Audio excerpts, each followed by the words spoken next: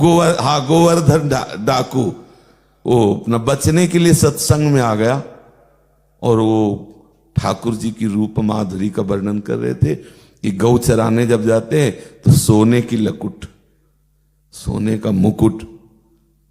पहले तो उसने अपने पूर्वजों की बात सुनी थी कि कहीं भी कथा हो तो कान में अंगुली डाल लेना, सुनना नहीं, क्योंकि कथा सुनने वाला डाकू कैसे हो सकता है, और हमारे वंश में डाकू रहना चाहिए, इसलिए पूर्वज लोग उनके बताए थे। जब सोने की बात आई तो उसने अंगुली ढीली करी, बोले ठाकुर जी अभी बालक हैं 7-8 वर्ष के, और सोने की कमर की करधनी है, सोने का मुकुट, सोने की लग, बड़ी एकाग्रता से, और गाय चराने जाते तो उसने कहा ये तो और बढ़िया बात है। सत्संग संपन्न हुआ और प्रवक्ता के पास, शायद परशुराम जी प्रवक्ता थे, परशुराम जी जो करमेती भाई के पिता थे, उनके वही उस समय भगवत चर्चा कर रहे थे। तो नजदीक गया और कहने लगा कि परिचय बताओ ये जो आप, तो समझ गए ठाकुर जी की कृपा हो। बोले भैया वो तो बहुत दूर वृंदावन में है। बोले पूरा पता दो, अच्छे अच्छे को हमने लूटा है, इसको भी लूटेंगे। अरे बोले वो सीधा साधा ले, वो चोरों का सरदार है वो, तो तुम कैसे? अरे बोले हम ऐसा वैसा डाकू मत समझो, अकेले अकेले बड़े राजघरानों को भी लूट लिया है। उनका तुम उसको नहीं लूट सकते। तो अभिमानी था, उसने कहा कसम खाते हैं जब तक उसे लूटेंगे नहीं तब तक पानी नहीं पिएंगे।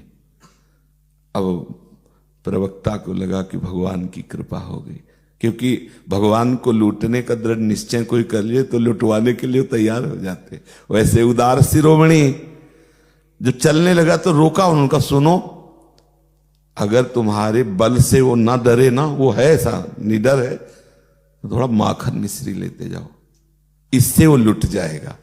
तुम्हारे बल से भयावह स्वरूप से वो लुटने वाला नहीं। तो कुछ माखन मिश्री ली और निश्चय किया कि प्रभु को लूटेंगे। पैदल चलता हुआ, पर नियम का पक्का पानी भी नहीं पिया। और उस समय वन स्थलियां ही अधिक थी, कोई महल निर्माण तो थे नहीं, लता पता ऐसे, और ग्वारिया गौएं चरा रहे थे। तो पूछा उसने कि वो सोने की लकुट, सोने का मुकुट और करधनी धारण किए हुए, और उसका नाम श्याम सुंदर है, कहीं गाय चराने इधर। तो जो लोग गाय चराने आए, बोले वो तो एक युग था जिसमें भगवान अवतार लिए थे ऐसा। अरे उसने कहा ताजी ताजी खबर हम परसों नरसों सुन के आ रहे हैं कि वो गाय चराने आ रहा है, तुम कह रहे हो, तुम हमें भटकाओ मत।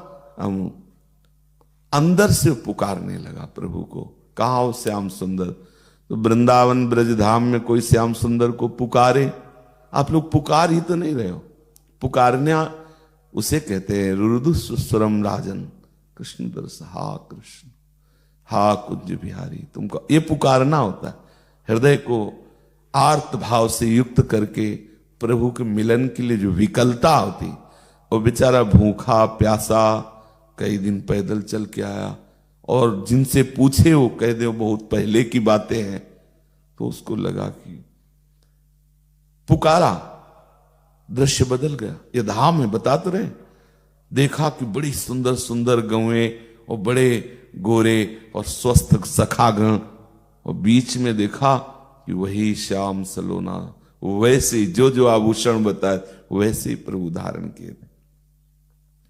प्रभु ने देखा कि एक अलवेला भक्त आ रहा है, तो सखाओं को गौओं को उधर वो नजदीक गया, बोला ए उतारो ये अपने सोना के सब आभूषण और रखो अपना। उसने कपड़ा बिछा, रखो इस समय। क्योंकि तुम्हारे बाप के रखे ठाकुर जी तो मतलब, अरे उसने कहा हमारा नाम सुन के अच्छे अच्छे कांपते हैं। बता दे भैया तेरा नाम क्या है? बोले गोवर्धन डाकू। अरे बोले तेरा नाम केवल गोवर्धन, हमारा नाम गोवर्धन धारी है, मैं गोवर्धन को धारण करता हूं। व्यास जी की बात याद आई कि वो डरने वाला नहीं है। बहुत से प्रयास किए, फिर सुनो माखन ठाकुर जी रीझ गए कि दुष्ट होते हुए भी मेरे लूटने का भगवत कथा पर इतना विश्वास। ठाकुर जी ने मक्खन चखा और जे ही अपना प्रसादी कहा कि तू भी पाले, कई दिन से व्रत लिए है और जो जो चाहिए वो हम दे देंगे तेरे को, ले ले सब, मेरी मैया के पास बहुत है, वो नया पहना दे। जे ही उसने भगवत उच्छिष्ट, सब मल नष्ट हो गया जो अंदर था ना अविद्या का, अब तो रोने लगा। प्रभु का अब दर्शन हो रहा है प्रभु के चरणों में। प्रभु ने कहा ले जाए सारे, प्रभु आपका आपको छोड़ करके ना, उसका शरीर छूटा और प्रभु के नित्य सखा सेवा में पहुंच।